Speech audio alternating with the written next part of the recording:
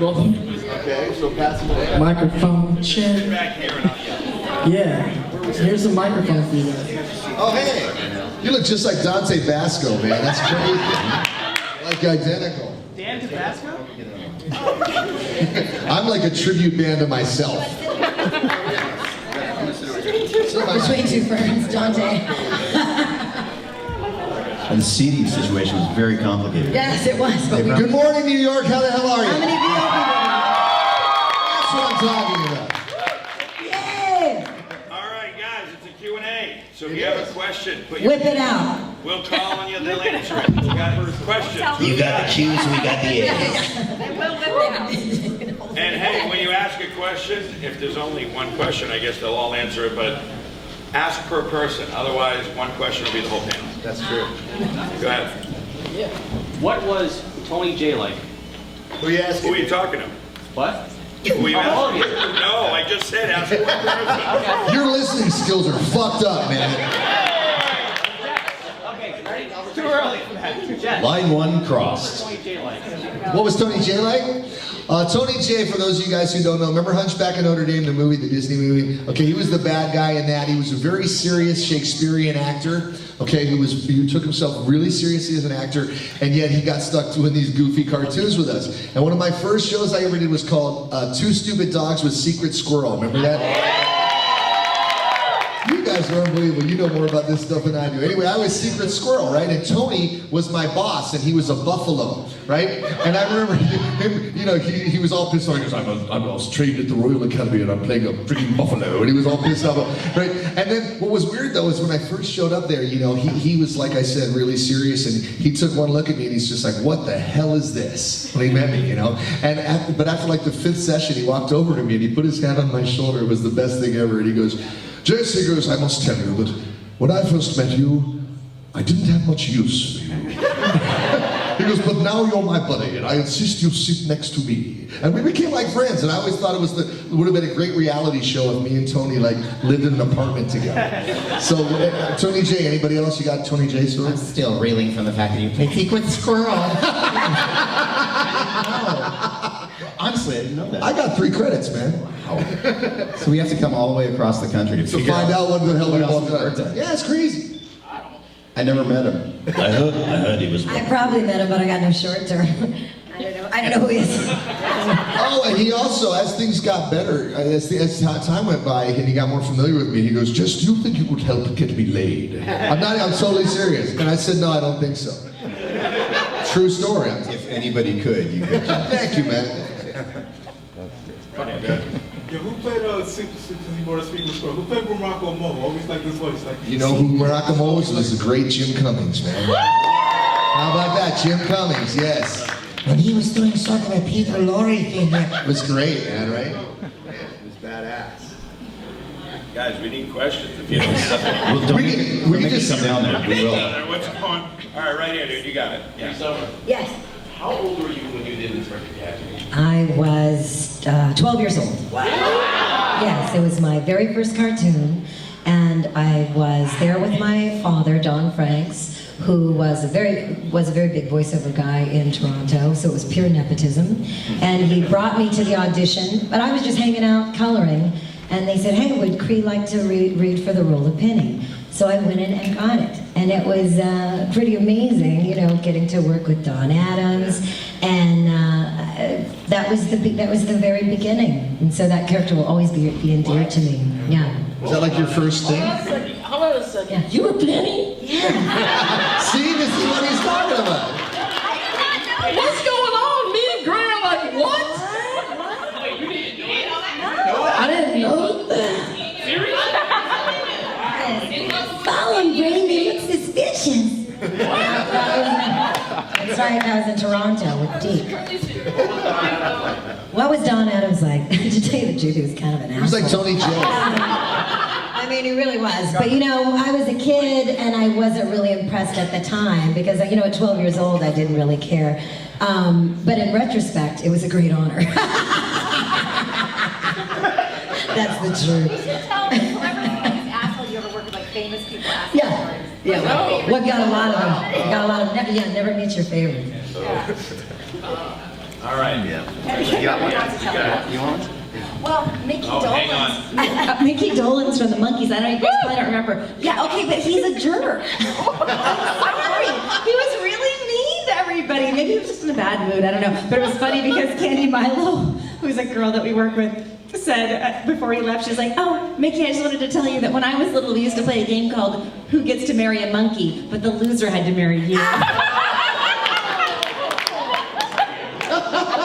Wow. I'm still just tripping at your penny. I mean, this is crazy. I didn't know. Next question, guy in the back, you got it. This was for great. I was wondering how they got into auditioning for Mass Effect since you were in the Sonic Actors. Yeah, Mass Effect, which I didn't know was such a big, because I've never played a video game since I was like 8. The last time I played a video game was at the laundromat with my mom playing Pac-Man, and yeah, that's the last time. Because I'm too excitable. Like I tried to play a video game and I just was like, ah, oh my god! I mean, I was just like screaming and it wasn't good.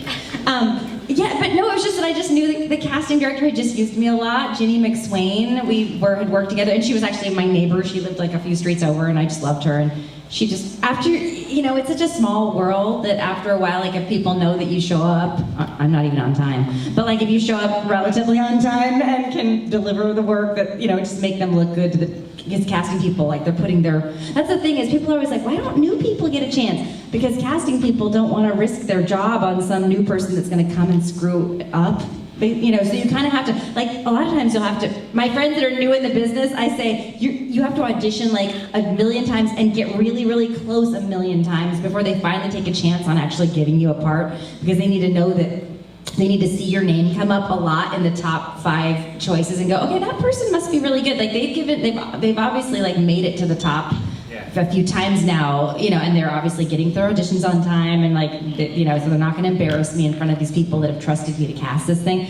So when they don't want to do that and put that much thought into it, they just call the same 20 people that they've been working with for 20 years, and they just know that they're going to be there. They're going to know what they can. She pretty much knows what I can do, so she just called up. And I was really pregnant with my 10-year-old son during that, and so I remember like I had to do some grunts and stuff, and I was like, oh god, I thought, oh my god, I'm gonna have this baby right now because I just grunted. Anyway, no pushing. That was really cute. So you're all like known for like real like childish cartoons, but that's because we're really childish. Very childish. but then comes along a show like Avatar, Thundercats, every anime you've ever been in. I'm sorry, Jess. I don't care. Okay. So my question is, when you get those action cartoons, You can buy and sell us 10 times over. So Yeah, dude, it's so when you get those action cartoons and you read it and you're like what when you get the sides for it, do you ever like have a reaction that's like, oh, this is something big, like, or something serious, like, ooh, or do you still see it as a job? No, it's what do you think? I mean, the thing about it is, like, when Avatar came along, right? I remember when I auditioned for Avatar, once the Nickelodeon Studios, and you're like, Nickelodeon's known for like SpongeBob and like, especially at that time, like Cat Dog and like these like kid cartoons, right? And so they give me this script of this, and the picture of this guy with a ponytail, and a scar on his face, and I'm reading through the script, and I'm like, this is obviously an anime-inspired Asian epic adventure, and I'm sitting at Nickelodeon like, this ain't gonna work. I'm like, this is not Nickelodeon. And literally, I was like, this is not even, I don't even think it's gonna make it on air. There's no way this is gonna work. And then little did we know, it's like, it became this phenomenal hit. I don't think when you're doing the work, we don't really think about if this is gonna be big. It's like we're just doing work, right? Yeah, you can't second guess any of it. You have to go in, even if it's Soldier A that you know is going to get murdered in the first 30 seconds. You got to put as much into that as you would the lead character on some giant franchise. And you do the job and you walk away and you hope that it does okay for the producer's sake. We're just there to fulfill the vision of the producer, whatever that looks like. So I can't believe they chose my stupid brother. They gave you the part of my stupid brother. I can't believe it. I should have had that. Nickelodeon should have banished you a long time ago. It's so good. I would have taken away your bending years ago. I actually auditioned for Azula and then didn't get chosen, and then they went through a bunch of celebrities that they were trying to give the part to, and then they sucked, I guess, and then they came back to me. And I was like, all right, bitch. This is for Cree and Jess. What was it like working on Drawn Together? Ah, it was the tits, man. It was the tits. You know what was amazing about Drawn Together was nothing was sacred. That's it. I mean, I just remember, you know, like coming there was like day 2 and opening the page and it was like, there's a glory hole and it says glory, glory, hallelujah, and God is in there, and you're just like, you know, I'm not offended, you know, and I don't know, you know, it's so easy to be offended, and that ain't no joke, especially right now when everything is really fucking offensive because our human rights are at stake. So it is nice to have something where you can just let off a little steam and acknowledge that these things are cliche and caricature for a reason, because we all got a little bit of something in us. I mean, I remember one time, when I was at this fancy hotel, I was a little girl with my grandmama, Lily Mae, and I went to get some watermelon, and she said, girl, don't you know that's a private fruit? Because, you know, we don't eat that in mixed company. I was piling it on my plate. She was like, girl, that's a private fruit.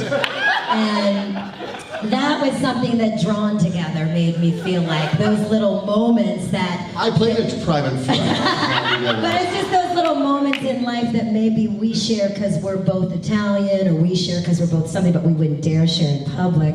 We would just, you know, airing everybody's ass was out. And yeah, it was the best. And Jess and I got to sing all the time, which was amazing because Jess is an amazing artist and everybody was a singer. And, you know, yes, it was offensive as hell, but it was smart too, and it was clever. And it had that thing sometimes that great comedians have where they say something funny as hell and then, you know, you're walking away and the aftertaste is a lesson. It's a little bit of truth. Yeah. You know, things are funny when they're true. I think it should be brought back with the current events going on right now. Can you imagine? Hell yes! Could you imagine never-ending episodes? It could just be called like the Trump series, you know? Yeah. Well, dude, you know, it's like, for me, I just, like Cree said, I could never believe we do these table reads where you read the script out loud and everybody can hear. And since it was Comedy Central, there'd be all these people there, and half the stuff that I was saying, I'm like, there's no way that's gonna make it into the show. And it all made it into the show, and it was all so messed up and so politically incorrect and wrong. And I remember thinking, we have broken every possible barrier. I'm banging dead girls. I mean, it's like, you know, all this great, and then they call me one day, they go, hey, we're gonna make a movie. And I'm like, why? And he goes, so we can do all the stuff we didn't do on the show. And I'm like, oh my God. You know, and I went to the premiere of that thing and I hid under my chair the whole time because I was just like, this is so unbelievably wrong. It was just crazy wrong. But I'll tell you a funny story, you know. What's really good about I don't even know if you know this story, but it's good. The first time I showed up for the Drawn Together table read, there's all these people there. And it's good to not be intimidated by people, you know. I've never been intimidated by anybody in my life, which is maybe good, maybe bad. And anyway, there's this little lady, and she's standing there, and she comes over and she goes, hi, Jess, how are you? I go, oh, you know, I'm tired. It's like 9 in the morning. And she goes, well, can I get you anything? And I go, like what? She goes, like orange juice or something? I said, you know what? Orange juice and a bagel would be awesome. Thank you, right? So she goes, okay. So she goes over and she gives me orange juice and a bagel. So I come in the next week, and I go, hey, Debbie, and she goes, hi, Jess, orange juice and a bagel. I said, yeah, that's great. But, so the third week, I go in and I sit down at the table and I see her talking to somebody and look in front of me and there's nothing there. And I catch her attention. I go, hey, Debbie. And I go, because I was just messing with her, right? So she goes, oh yeah, hang on. So she goes and gets me an orange juice and a bagel. And then this guy turns to me and he goes, dude, how did you get her to get you orange juice and a bagel? I go, that's Debbie. She gets me the bagel every week. They go, she's the president of the freaking network. It was Debbie Liebling. She's the head of Comedy Central. And every week she was getting me orange juice because I didn't think... My favorite is Debbie. Yeah. Debbie. It's not going to suck itself. It's not going to squeeze itself. Steve, that's what I mean when I said, I told Steve in the dressing room, we're up there in the green room, and I go, dude, every time I do a panel, I say something, and then after I say it, I go, I can't believe I just said that. That was it.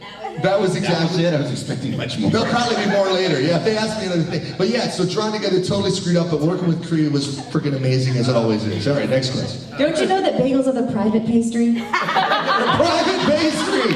That's right. Las Vegas and Locks, yeah. Private fruit, private face fruit. Also, kind of bounces off that last question. One of my favorite things is like your bloopers and stuff. Like, Steve, I've heard from like Nolan North and Kristen Freeman that whenever you do bloopers on a DVD, all of yours get cut because they're too bad. Yeah. I know I look like a nice guy, but inside there's just filth. He is a nice guy. What's like one of maybe the favorite, for everyone, what's like one of your favorite things that didn't make it onto the cut? Oh, jeez. Good Lord. Man, I don't even know anymore. Usually I would leave them intentionally for Crispin or for Nolan. So we would do anime, and in anime you're matching up all the lip flaps. So I would come up with entire storylines with just this foul crap that would match perfectly with the lip flaps for them. So it's more of an off-the-cuff storyline issue for me rather than some overt, horrible thing that I would say. But there was a show called Gurren Lagann. I don't know if you know that show. That show, the thing that made it into that show was a line, this guy was a robot mechanic. And you'd think a robot mechanic is, tough, gnarly dude. And they hired me for this guy, and his biggest line was, When you screw it in, give it a hard, manly twist. that was the cleanest thing this guy said through the entire thing. And so the challenge in that was to make Tony Oliver, the director, who's a great director and very kind and very conscientious of actors' feelings. He loves actors. My greatest goal in that was to make him squirm as much as I possibly could. So I would say something really awful, and I just watch him, and I just... And we had a lot of breaks on the show because of that. So I don't remember individual things, but anything that Jess says, just cube that with a foul context, and it was pretty much there. I wanted to be on Drawn Together so bad. Oh, you should have. I watched that show because that's what I wanted to be able to do, and we don't get to do that normally. No, it was for the most part. We don't get to do that normally. That was like, that's well, we do it when we're talking in the green room. Yeah. But yeah, most of the stuff that I say they can't use, but it's still pretty funny. And I will tell you, what's on the other side of that same coin though? Sometimes you make stuff up and you just throw it in off the cuff and it ends up in the show and it becomes like a big thing. I got a great one of those, dude. And they never even paid me for this, which is really messed up. But me and Jimmy Cummings years ago, there was this movie coming out called The Lion King. You probably heard of that movie, right? And they hired us to go and sing demos so the actors could hear it being performed. In other words, they wanted us to do really good stuff that they could then copy, which happens, whatever, I don't care. So I go in there and we're singing this song called Hakuna Matata, right? And I'm being Timon, that's the little guy, the meerkat? Yeah, I was Timon and he was doing he was Pumbaa, this guy, right? So we're singing this song, Hakuna Matata, and it comes to the middle part, where there's that big soliloquy about, when I was a young warthog, and he sings about how he had gas and he didn't have any friends because he farted all the time. And in the lyrics of the song, it said, and I got downhearted every time that I farted, Hakuna Matata, right? And so Jim's singing it, and it comes to every time that and I literally patted him on the chest and I went, hey, Pumbaa, not in front of the kids. Hakuna Matata, right? And I see them in the room nodding, and then they invite me to the premiere, and I'm like, you bastards. You freaking bastards. And I said to Chris Montana, who was this music supervisor for Disney, I walked over to him, I go, hey, dude, that Hakuna Matata song. He goes, yeah, isn't that great? I go, how about that Pumbaa not in front of the kids? He goes, my favorite line. I go, you were there, dude, I made that up. And he goes, yeah, you did. I go, $20 right now, dude. And he did. He gave me $20. Yeah, they do that all the time. We just give them good stuff and then they profit from it. I've auditioned for commercials where I come up with like a funny tagline and then I'm listening to the radio and I'm like, there's my freaking tag! And I didn't get the And you didn't part. get the spot, right? I have a funny, just a dirty, when I started, You saying something dirty? No, but the cast of Scooby-Doo just wasn't ready for me yet. Like, Casey Kasem was old school, and he was used to Mary Kay, who was just like the sweetest. The woman who played Daphne before me was just like an angel person. She was just so sweet and so, just earnest and would never say a bad word about anybody, and then here comes me. And I behaved myself for a little while, and then I was like, I think I kind of have the part now, so I'm just gonna let myself loose. But I remember Casey Kasem telling Frank Welker, I overheard him working coffee. He's like, that girl, she wears these dresses all the time, but she says pussy every 5 minutes.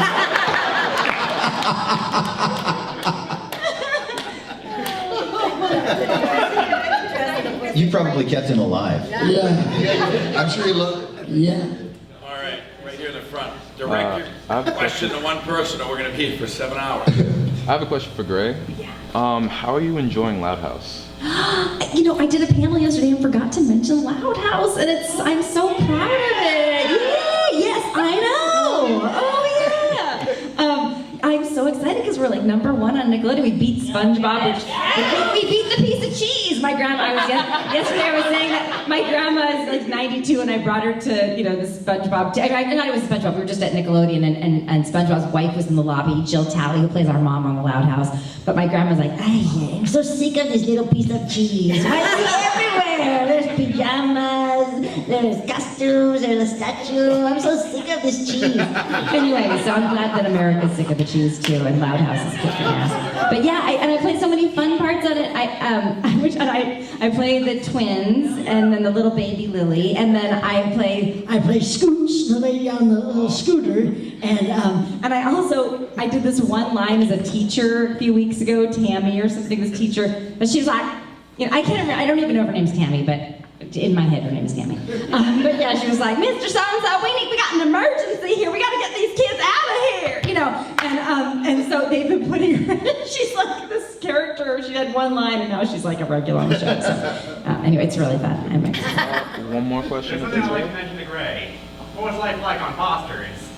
Oh yeah. Well, I thought that they were, you know, I loved that part so much because I was raised by my grandmother, so when I read for Frankie, I was like, oh my God, she's like lives with her grandmother in a house full of nuts. That's me, you know, and so I couldn't wait I was like, oh God, I was like waiting to see, and then I was in Hawaii with my family, and Tara called, and she was like, she just left a message saying, okay, so like, because I had gotten the part Frankie, and I was really excited about it, and she'd gotten Biff, the older brother, and she was like, so yeah, we got our parts, but they are going to go out to celebrities, they're going to have celebrity auditions this week, and so hopefully we'll be able to keep our parts, and I was like, oh my God, I got that message, and then the time was different and everything, and I was trying to call her back, and I couldn't reach her, and I was like depressed for like 2 days, and finally I got her on the phone like a couple days later, I'm like, oh my God, tell me, how did you know that? She's like, oh, I was just kidding with you. I was like, I'm gonna get 2 days of my vacation back. I've been depressed for 2 days. But yeah, but I was so excited to be on that show. That was still one of my favorite casts, like, you know, Phil Lamar and Tom Kenny and me and Mia was my favorite part of the cast. Anyway, yeah, it was great. Right here in the front, good. Yeah. Oh, this is for Dante. What was your favorite part about playing Jake Long? Yeah, no, actually Jake Long was the first kind of like series I ever did, and it was really cool because I didn't know what I was doing, and I barely know what I'm doing now. But he was cool. I think the best part is I don't know, like for a lot of people always ask, like, am I more like Rufio or more like Zuko, like in real life? But in reality, like I'm pretty much Jake Long, you know. I kind of grew up this hip hop kid, Asian, and so like I got to talk a lot of, just like if you watch the show again, there's like a lot of 90s hip hop like vernacular, and that's because me and the actress Kitty, we just kind of like went back and forth on just the hip hop stuff, and it's funny that like Disney let a lot of it through because they definitely don't know. They have no idea what we're talking about. When I first got the role, I went on a press tour, right, for like playing Jake Long in the American Dragon, and I was like, I got to the front, I was like, yo, I'm so happy that Disney has a hip hop show, you know, and just, it's so cool. And the president of Disney gets in mic, he's like, I didn't know we had a hip hop show. They had no idea, dude. They had no idea. He had no clue. I was like, oh no, I'm the star of the show. This is a hip hop show. And then next thing you know, we're like rapping in the titles and everything. It was so crazy. They were like, give me an orange juice with a bagel. Exactly right, dude. That's what I'm talking about. This question is for Steve, man. Well, one, I just wanted to say thanks so much for being you. Time and Absolution. Thank you all for being you. Thank you for being you too. Yeah. Time and Absolution is like a great part of my childhood, man. One of the few good memories. But my question to you is, how did you and Logic get together for that album? Because I like love that fucking album. Part of my language. Yeah. How does that happen? Like, I didn't know that you were on it. Like I seen you on the cover in the drawing, but I was like, nah. And then I listened to it. I'm like, oh shit, that really is him. So like, you know, how did that happen? I looked at myself on the cover and went, nah. I couldn't believe that he'd want a dude in his 50s to cartoon fool to be on this amazing rap album. He was a big fan. He's a big anime fan, and he contacted my agent before we did Incredible True Story about a year before that, and he told me the concept of this thing. My agent said this 25-year-old kid wants to talk to you about being on a rap album. I went, what? Really? No, there's got to be another Steve Blum out there. And she said, just meet with him so he stops calling. And I went, okay, fine. And so we met, and as it happened, we lived about 3 blocks away from each other. And so we met over a sandwich. He gives me the full pitch about what the album is and what he does and who he is. I had no idea, honestly.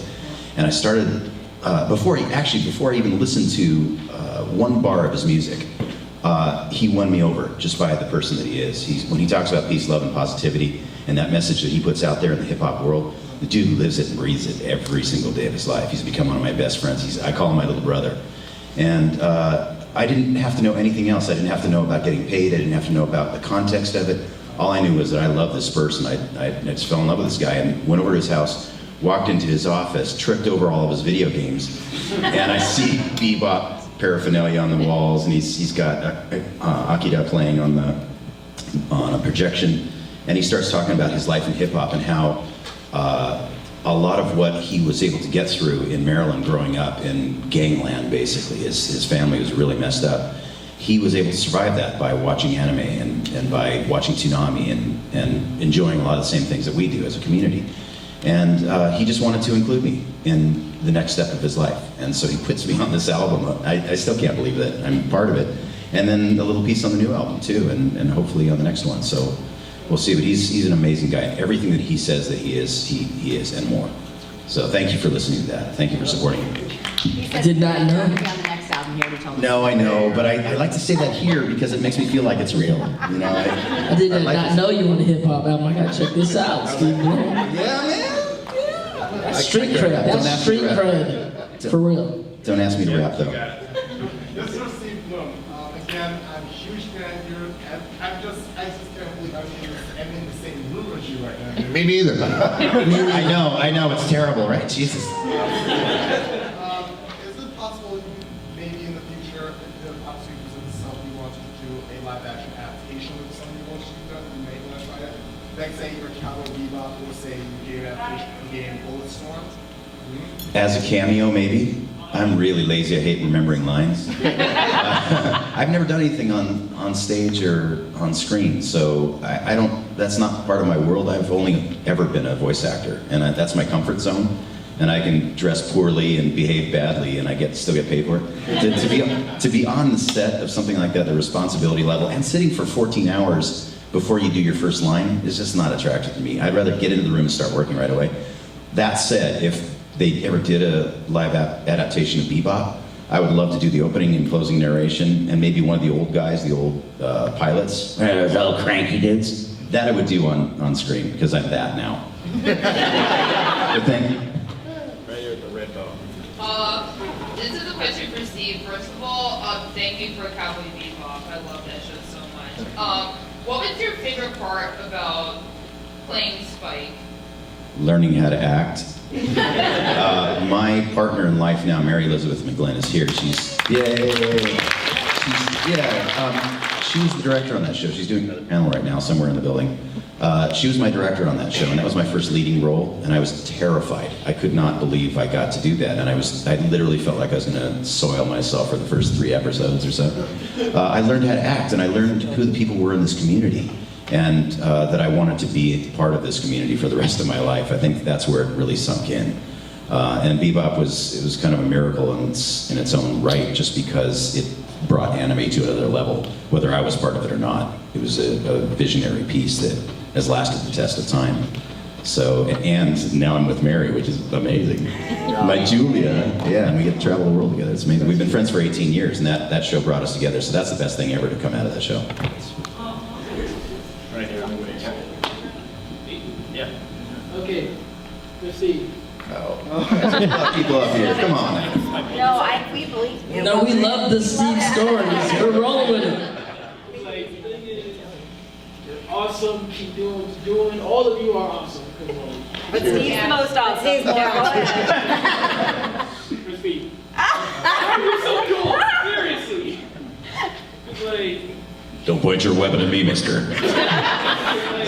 It was pretty much thanks to you all those years ago. I started watching Tsunami. When it disappeared, it broke my heart. 5 years ago today, when it came back, thanks to you, it's just here. It's like, why are you so cool?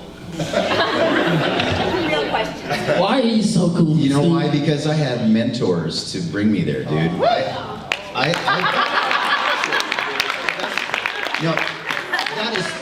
That's an accurate answer, though. Actually, because it's the people in this community, really. You guys and people like these guys on stage here. It's a community. We're all a worldwide community, and I've worked a lot of jobs in my life, a lot of really crappy jobs to support this habit, and I have never met people anywhere in my life that I trust and love more than this group of lunatics. So.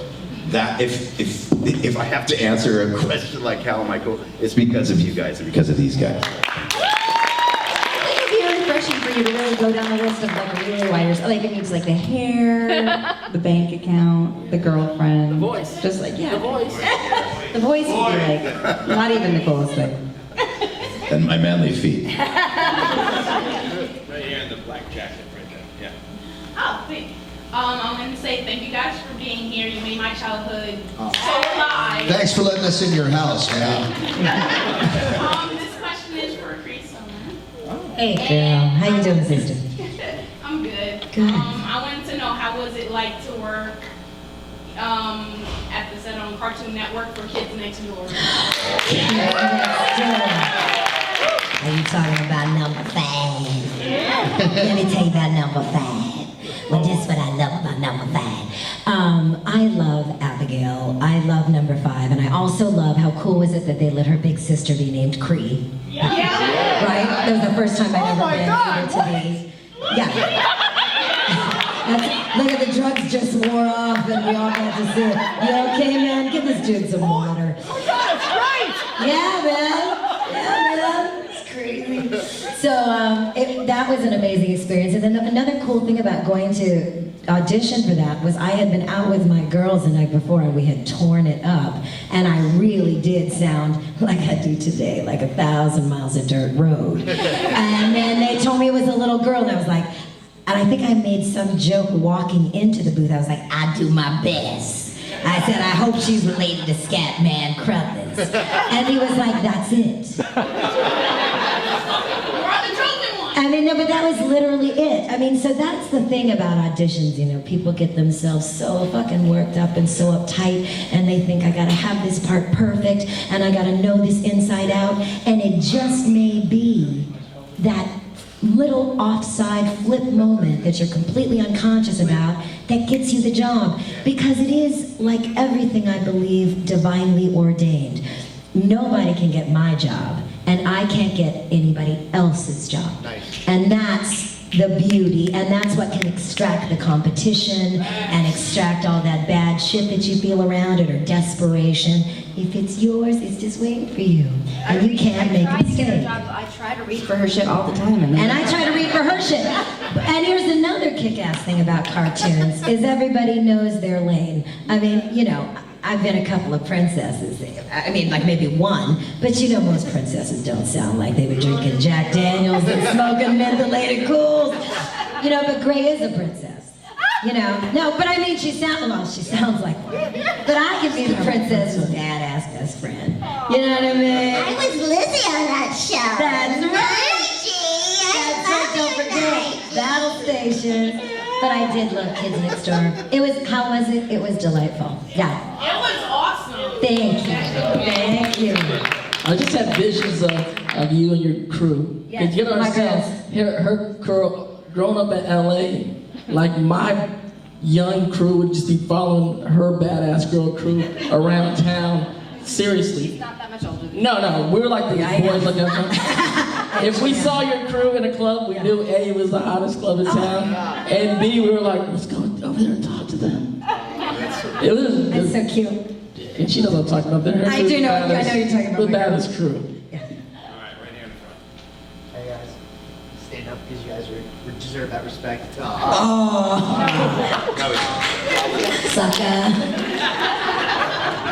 Economy. I just want to ask. I know Dante touched upon this before, where he's like, I didn't know if the gig was going to work out as well as it does. It's kind of a question for all you guys. What do you guys tell yourselves? I know you might be excited for a role, and the nerves are up. What do you tell yourselves? To get you through that role, to get you through this job. When you're nervous, you mean? When the nerves are high, and you're like, I really want to know.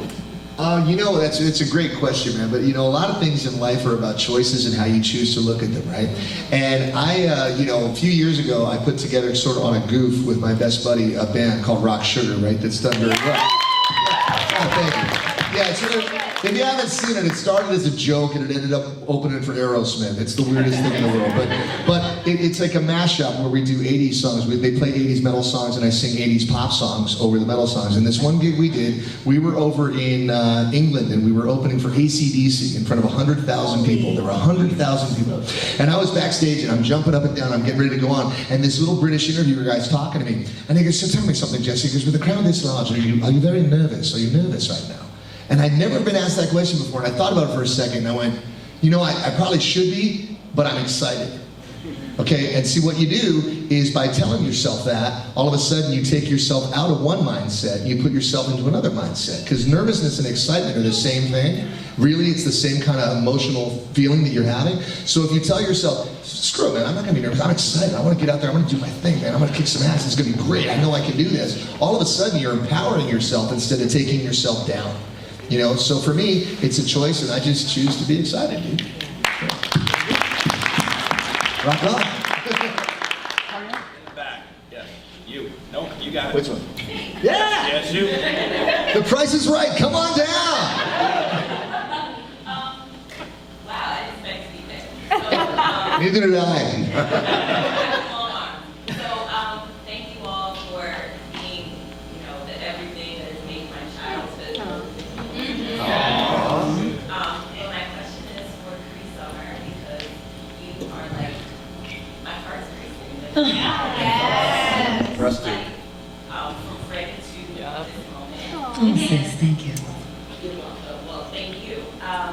My question then is, I'm a heart's racing. Take your time. You're excited. You're just excited. Be excited. So my question is, of all the characters you played and voiceover, Yeah. what have you felt most personally attached to? Jeez. Or like, no, this is like a little bit of me and a little bit of what I want to be. Do you mean animated or live? Oh my goodness, I don't know. Any of it. Oh wow, okay.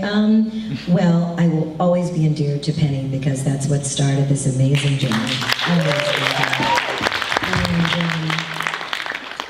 And of course, like you brought up, playing Freddie on A Different World was transformative because I think we had never seen a young woman of color represented in this way.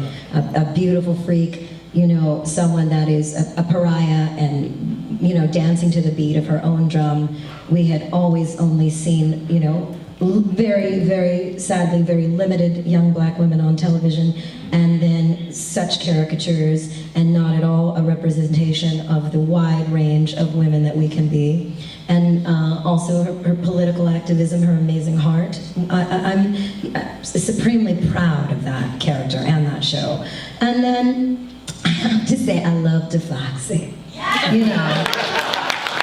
Damn day your fun is, damn Foxy fun is. And I just,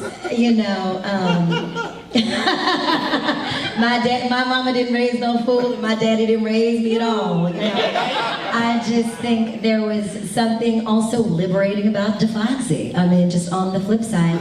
And also, like I brought up earlier, God, I'm gonna say every damn character I played, but I really loved being Princess Kida for Disney. I thought she was kick-ass. Yeah, and I thought she was really one of the first princesses. I mean, of course they don't acknowledge her as a princess. She got too much flavor. Tell it, tell it, tell it. She's a queen, girl. But, you know, I loved Kita. Like I said, I never thought I'd get to be a princess. And it was the first time I got to be a princess, and on that scale, you know, was just incredible. I mean, the fact that, you know, she looked like me, and they did a kind of rotoscope, you know, where to capture all my expressions and my face and movements. So yeah, those are probably my favorites. Thank you. Thanks for asking. I got to interject Thanks one for thing coming. before the next question. I just want to tell you guys something. I know I speak for all of us when I say how happy it makes us when you say thanks for being a part of your lives, you know. And I want to point something out to you, you know. Somebody said something to me yesterday about being a big fan, and I think I don't like that word, because that suggests like a separation between us and you guys. The way I look at it is, you guys are our friends, because what do friends do? They support you, right? They like you, they care about you, they want to hear what you're up to, they want to be part of what you're doing. So I just want to say on behalf of all of us that the reason we do these things is because we get to come out here and meet friends, you know? So if you're not doing anything later, even if you just want to come by and say hi, we'd all love to say hi to you. If you don't get your questions answered here, come and see us. We'll be downstairs for like the next 6 months, and you can come over and talk to us or whatever. But I just want to say sincerely thank you for being our friends, okay? We appreciate it. And we got like some medicine, you want to pass on the day, it's all good, we just friends. I did say you were, Jess came to, there was like, it was slow yesterday, it wasn't that many people here, and Jess came to my panel because there weren't a lot of people in here. And then somebody was like, I was at Gray's panel and I looked over and there was Jess. And so on Twitter I was like, he's like a huge fan. So now there's a thing going on, people are like, is he, I'm like, he comes to everything. I can't, you know, away. But anyway, he's not my friend. He's my She's going to sign my chest later, it's going to be great. Never. Okay, Jess, actually, Don't Stop the Sandman remains one of my favorites.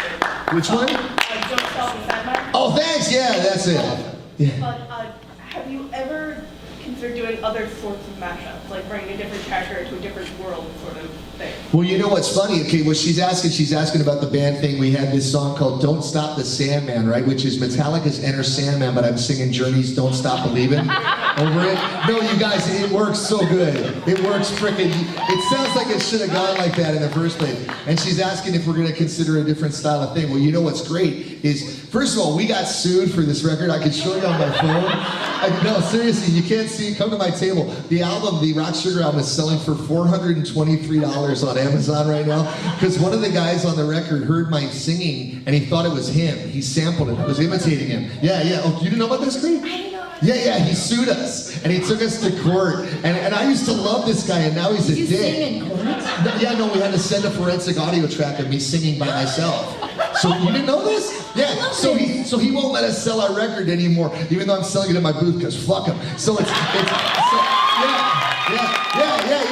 And look at it this way, dude. If you buy it at my booth, I will sell it for like $25, and I sign it. They're selling them for $425 online without signatures, so you'll make a lot of money. Thanks, but anyway, man. So with the new record, we're making this new album right now, and what's great is for the first one, we pretended that we were stuck on an island at the end of the 80s, so we only knew 80s songs. But now for the second album, they've been off the island now, so they know new songs. So now we're combining the 80s with like Bruno Mars and Adele and Kelly Clarkson. So it's going to be really badass too. So yes, we're doing a whole new... If you don't know Rock Sugar, please check it out. Go on YouTube and check it out. It's such an amazing night. Thank you, Cree.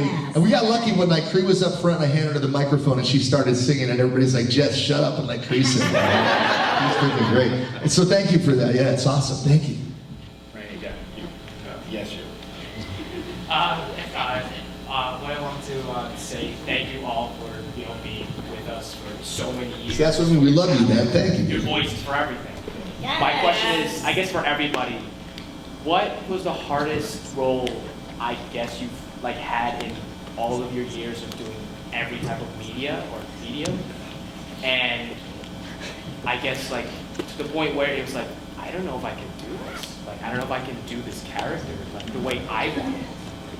So, I have to say, every time I go in, and I know people are probably like, no, great, but if it's a new thing and I don't know the people, I totally have a moment where I'm like, this is the day that everybody's gonna find out that I'm not meant to be doing this, and I don't know what I'm doing. It happens it happens once a week. If it's a new thing, I don't know anybody, I'm just like, oh God, I have to prove to these people, and what if I don't, But also, I had to play, east and got hired for a Scooby thing, and then I don't think it worked out. Oh no! They just like threw her. They hired somebody else and it didn't work out, and then they just threw me. I had to do this Scottish accent like out of nowhere, and I didn't know how to do it. It might have. I think I made it sound Irish. I don't know what, but I think they threw it at me, and it remains like something that I'm really embarrassed of. But really, your accent for that was like, and I was like, I know, because they told me like 2 minutes before I started recording that I was doing that part, and I literally was like going, I feel terrible, but all of my accents are learned by like whatever junk food commercial I saw. So it's an East Coast, kind of like a Massachusetts accent. I'm like Pepperidge Farm, and they're like it's Irish. I'm like Lucky Charms, Blue Diamonds. I mean, honestly, it's like I go through whatever Irish Spring. Anyway, yeah. I'm just like, what commercials did I see in the '80s that I can pull an accent out of? Because they never really want the actual accent. They want like a really digestible, like either funny or just like easier on the ears. Because if they got a real Irish person, like I did the voiceover for those Tinkerbell movies, they wanted an Irish accent, and I did it first as myself, and I had gotten the job, and then they changed the spec to they wanted an Irish girl, and I was like. So I didn't get the part, but I got the audition. It's terrible when you get an audition for a thing that you think that you're doing. You're like, oh, they're looking for people. It's like your husband sending out you seeing like an ad for a wife or something. You're like, oh, I had that part. Anyway, I had that. So I read the part as with an Irish accent because I was like, I know they're going to read real Irish people and they're not going to like it because it's going to be unintelligible. So I'm just going to do like a real small lilt kind of thing, and it'll be really magical, but it's still going to be. And I used a different name like Kelly O'Connor or something like that, and then I came in, I was like, yeah, the girl you fired, I'm back, and I'm not Kelly O'Connor. Anyway, but yeah, so a lot of times they want like a sanitized accent. Also, I'm Mexican, I'm part Mexican, and so I get a lot of roles that are Mexican. Yeah, I'm Mexican. Yes. I know, I'm undercover, so don't be racist in front of me, because I was getting my hair done, and this girl goes, she's like, oh, where are you from? And I was like, oh, I'm from San Diego originally. And she's like, huh, after the wall goes up, it's going to be hard to find a gardener. And I was like, oh, no. I was like, I am so upset right now. And I went to it was a dry bar. And I went and told the manager, I was like, I can't have her do my hair. She just said something really horrible. Anyway, I know, so I'm ready. Anyway, yeah, but they'll have me do I got the part of the Mexican Barbie, Teresa. And I started out tucking a little bit, like with a little bit of an accent, and then they're like, can you just make it like a little bit less accent? And then I just kind of made it just a little bit of a flavor kind of thing, And they're like, can you just make it like a little? And I was like, you just want to see my birth certificate, but you want me to sound like a white girl? Okay, all right. So then I was just like talking like this, and they were like, perfect. Anyway, okay. I took a dialect class recently with Schneider, with oh God, what's her name? Anyway, she's gonna kill me. But it was a master class for dialects, and it was Eliza Jane Schneider. She's brilliant. And so I thought, all right, I'm finally gonna master these dialects that I've been faking my whole life. And I get to an audition literally the next day after the most intensive class, and I think it was for a Scottish accent or something. And I do something very authentic, and he said, oh no, we want something that sounds like one of the, like a really crappy kind of guy. I'm going to drink a Scotch now. And he said, okay, you got it, that's it, that's what we're looking for. And I thought, why did I just waste all this time and money on a dialect class? But it's not a waste if you're a student of this. Learn what it should be. Learn what it should be, and then screw it up, and then you get hired. The hardest thing for me, though, the question was, what was the hardest character? Yeah, Wolverine. When I went into audition. I don't even know if it was the audition. I think it was the gig. I came in for X-Men Legends, and doing this voice is really fun and really cool. But when you have to do all of the fight scenes, which is what most of the video game was, for 4 hours, after about 20 minutes of it, I was. And then he went home and I went, oh my God, my career is over. I'm in deep trouble. Oh no, what am I gonna do? Well, that, and 20 minutes into it, my throat was going. And I also noticed that every time I would take a swipe, every time I go, which I would do literally with my arm. I'd have my face right here, but the arms are going like that. Every time I do it, I would fart. And I was thinking, how can I keep this up? First of all, I'm going to run out of, whatever is producing that. And secondly, Wolverine can't be farting. That's just not cool. And so every time I did it, it was like, "Ugh," here, coming up behind it. And so I would say very gently to the engineer, I'd say, I think I need to do the take again. There was just a glitch in my ear, and I wouldn't explain what was going on at all. And that was the first time I played Wolverine. The next time I came in, I thought, you know what, I got away with it. I'm gonna fart every single time. And years from now, I'm gonna tell the fans, go ahead and listen to every incarnation of Wolverine, and you're gonna hear somewhere underneath. All that. So what you thought might be the worst thing can turn into the best thing. You know what's funny? I just add to that really quick that for me, it's all about, like, my doctor, when I used to go blow my voice out sometimes and I'd go see my doctor, he'd look at my vocal cords and he'd lean back and he'd go, you've been doing that Cirque du Soleil shit again, haven't you? Because, see, we all do stuff, every single one of us does stuff that you're not supposed to do with your voice. And we're expected to create sounds that you're not supposed to create. But what's really weird is that there are some voices that you'd think would be hard to do, and they're not that hard to do. And there's others that you think would be easy that are very hard. Like I do a lot of the South Park ancillary products, like doing Cartman, and you'd think that would be a tough, like, you know, but it's easy. It doesn't put any pressure on my cords. On the other hand, I'm doing kind of a dream project right now that Gray's actually doing too. They're bringing back the Wizard of Oz Cartoon Network, right? Which, you're here to hear first, because I don't know that they've even announced it yet. But no, it's been announced, I think, yeah. And I'm the Cowardly Lion, right? And that's cool, but doing that voice, it's all in your throat. So after you get done talking like this for 4 hours, your voice is like going, you know what I mean? But it's like, because it's all right there in the throat. So for me, it's like, what's about the hardest voices to produce? You know what I mean? Because some of the, like he was saying, you can blow your voice out and be screwed for a week. Yeah. You don't want to do that. Or longer. Yeah. Yeah. All right, right here in the front, last question. Oh, look at that, you're closing the show, honey. Hey, after this. Yeah, come to the table and see. Plus, listen, and I think we're all doing Q&As that are solo or some shit, so come and ask us anything you want, we'll hang out, it'll be great. Anyway, go ahead.